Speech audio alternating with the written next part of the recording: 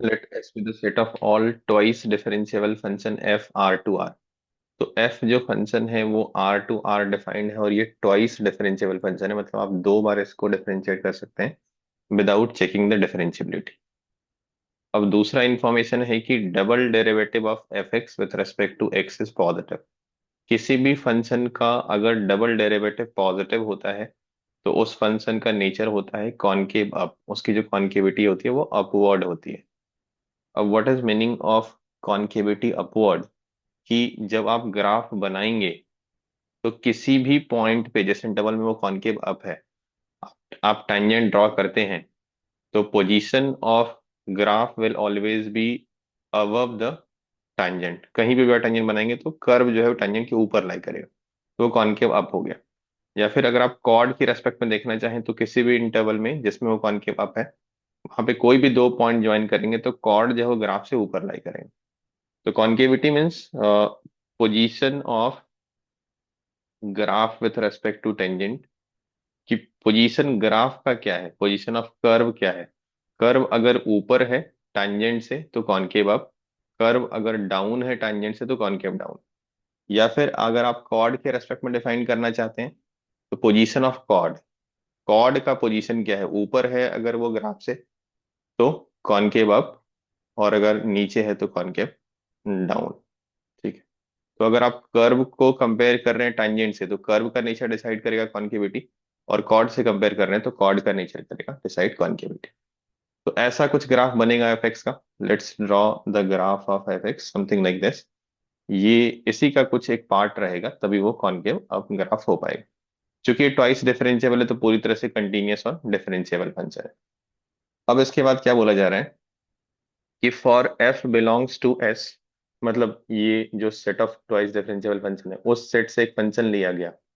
कौन सा फंक्शन लिया गया? जो कॉनकेव अप है और ट्वाइस डिफरेंशिएबल है, और हमें सिर्फ -1 से 1 इस इंटरवल में इसको इन्वेस्टिगेट करना है।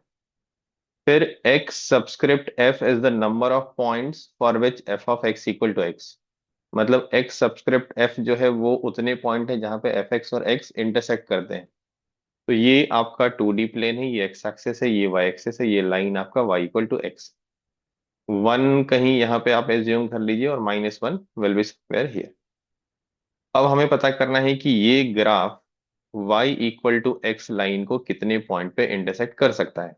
अगर एक पॉइंट पे इंटरसेक्ट करेगा तो एक्स ऑफ एफ की वैल्यू 1 हो जाएगी, दो पॉइंट पे करेगा तो 2 हो जाएगी, तीन पॉइंट पे करेगा तो 3 हो जाएगी, ऐसे करके। तो इस ग्राफ को आप शिफ्ट करके देखिए कि what can be the possible position. अगर आप ग्राफ को ऐसे करके ले जा रहे हैं, मान लीजिए यहाँ पे अगर आपने रोक दिया ऐसे, तो ये कितने पॉइंट पे इंटरसेक्ट कर रहा है y equal to x line को इन द इंटरवल -1 से 1। तो आप देखिए इसको एक्सटेंड करिए, तो ये जो इंटरसेक्ट कर रहा है वो 1 के बाद कर रहा है और ये -1 के पहले कर रहा है। तो इस ग्राफ के लिए, इस पर्टिकुलर ग्राफ के लिए, इस का point of intersection with the line y equal to f x 0 हो गया। तो 0 भी एक पॉसिबिलिटी है। अगर इसी ग्राफ को थोड़ा अगर आप शिफ्ट करते हैं, लेट से आप इस ग्राफ को ऐसे बना देते हैं समथिंग लाइक दिस, ये थोड़ा ऊपर ले लीजिए आप। तो अभी ग्राफ जो यहाँ पे आ जाएगा, ये ग्राफ ऊपर नहीं जा रहा तो मैं दूसरा ही ग्राफ बना देता हूँ। तो अगर ऐसा कुछ आप ग्राफ बनाते हैं which is again concave up, तो आप देखेंगे कि ये दो पॉइंट पे इंटरसेक्ट कर रहा है और दोनों ही -1 से 1 के बीच में है। तो इस पर्टिकुलर ग्राफ के लिए एक्स एफ की वैल्यू क्या हो गई? 2 हो गई। लेकिन ये कभी भी दो से ज्यादा पॉइंट पे इंटरसेक्ट नहीं कर पाएगा, which is very obvious. Maximum ये दो पॉइंट पे ही इंटरसेक्ट कर पाएगा। और क्या ऐसा हो सकता है कि एक पॉइंट पे इंटरसेक्ट करे? हाँ, ग्राफ कुछ अगर ऐसा बन जाए जिससे कि एक बार वो -1 से 1 के बीच में कर रहा है और एक बार 1 के बाद या -1 के पहले कर रहा है, तो इस ग्राफ के लिए आपका एक्स एफ 1 हो गया। तो तीन ही पॉसिबिलिटीज है, या तो 0 होगी या 1 होगा या 2 होगा। तीन या तीन से ज्यादा नहीं हो सकता है इस graph y equal to f x का, एक्स लाइन से, y equal to x line से पॉइंट ऑफ इंटरसेक्शन। 0 हो सकता है, यस 0 हो सकता है। Less than equal to 2 for every function, that's correct. 2 या 2 से छोटा होगा। देयर एग्जिस्ट अ फंक्शन, कोई एक ऐसा फंक्शन होगा जिसके लिए 2 हो जाएगा, ये भी सही है। There does not exist any function जिसके लिए 1 हो जाएगा, नहीं ये सही नहीं है, 1 तो हो सकता है। तो इसका आंसर हो गया आपका A B and C, and that is the answer.